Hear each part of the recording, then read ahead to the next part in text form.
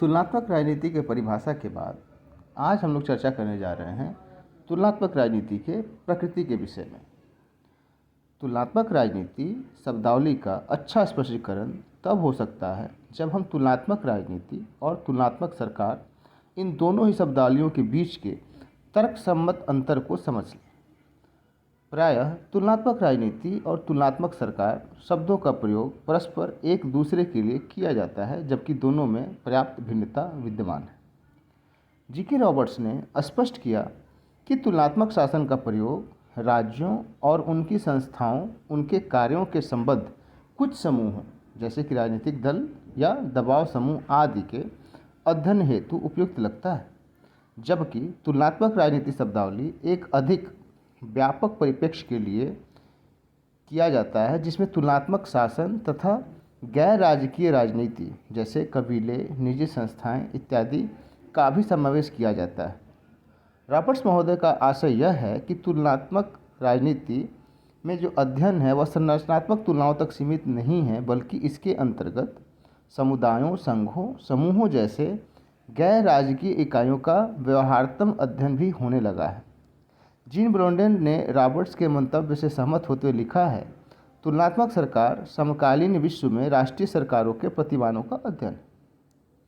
उपयुक्त परिभाषाओं से यह स्पष्ट है, जहां तुलनात्मक सरकार के अंतर्गत विभिन्न राजनीतिक व्यवस्थाओं, उनकी संस्थाओं और कार्यों का तुलनात्मक अध्ययन होता है, वहीं तुलनात्मक राजनीति के अंतर्गत उपरोक्त बातों के साथ ही दूसरे उन सभी विषयों का भी अध्ययन होता है जिन्हें गैर राजकीय राजनीति के अध्ययन की संज्ञा दिया जा सकता है।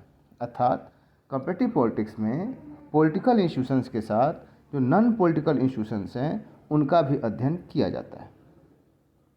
यद्यपि वर्तमान में राजनीतिक दलों और दबाव समूहों का अध्ययन भी तुलनात्मक सरकारों में सम्मिलित किया जाने लगा है, तथापि विशेष बल आज भी शासन संस्थाओं के तुलनात्मक विश्लेषण पर ही दिया जाता है।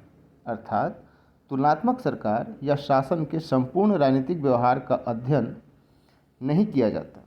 राजनीतिक व्यवहार के अनेक पहलुओं और अनेक गैर सरकारी संस्थाओं जिनसे सरकारों का व्यवहार ढलता और बदलता रहता है के अध्ययन को तुलनात्मक सरकार में शामिल नहीं किया जाता है। इसके विपरीत तुलनात्मक राजनीति अपने अध्ययन में राजनीतिक व्यवहार की संपूर्णता को समेटे हुए है, जिसमें सरकारों तथा शासकीय संस्थाओं का तुलनात्मक अध्ययन स्वतः ही सम्मिलित रहता है। इस प्रकार तुलनात्मक राजनीति का अर्थ एवं क्षेत्र तुलनात्मक सरकार के अर्थ एवं क्षेत्र से अधिक व्यापक है, बावजूद इसके कि तुलनात्मक अन्वेषण या खोजबीन दोनों ही अध्ययनों का महत्वपूर्ण अंग है।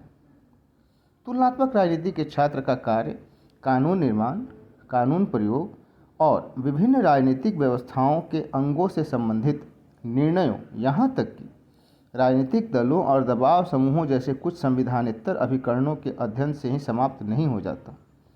तुलनात्मक राजनीति के छात्र को इन सब के अध्ययन से भी आगे बढ़ना होता है।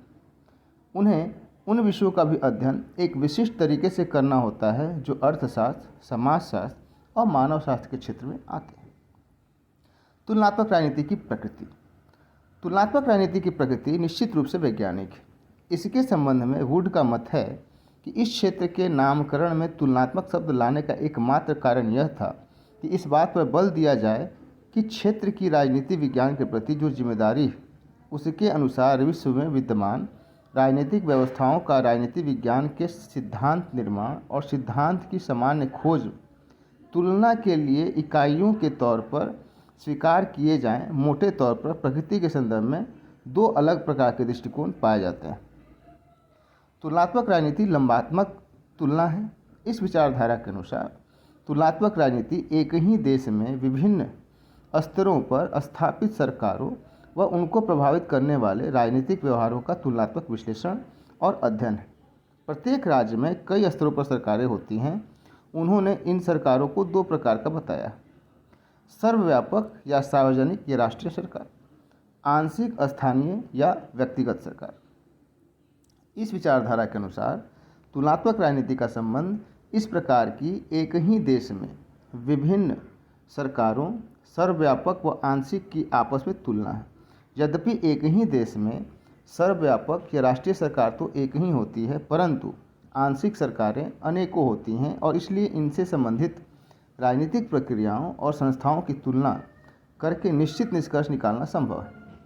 जैसे यदि एकात्मक राज्य है तो उसमें एक राष्ट्रीय सरकार और कई स्थानीय सरकारें या निगम होंगे। एक ही राज्य में विभिन्न स्तरों की विविध सरकारों की तुलना करना लंबात्मक तुलना कहलाता है और तुलनात्मक राजनीति इन्हीं की पारस्परिक तुलना करने से संबंध शास्त्र है। तुलनात्मक राजनीति की उपरोक्त परिभाषा उपयुक्त नहीं है। इस परिभाषा का आधार ही तर्कसंगत नहीं है, क्योंकि राष्ट्रीय सरकार एवं आंशिक सरकारों के बीच दृष्टिगोचर होने वाली समानता सत्य नहीं है। इन समानताओं की गहराई में असमानताएं ही अधिक दिखाई देंगी और ऊपर से केवल मात्रा का अंतर दिखाई देगा, जो कि वास्तव में एक प्रकार का अंतर भी प्रतीत होता है। तुलनात्मक राजनीति एक अम्बरांतीय तुलना है। इस धारणा के अनुसार यह राष्ट्रीय सरकारों का लंबवत तुलनात्मक अध्ययन है।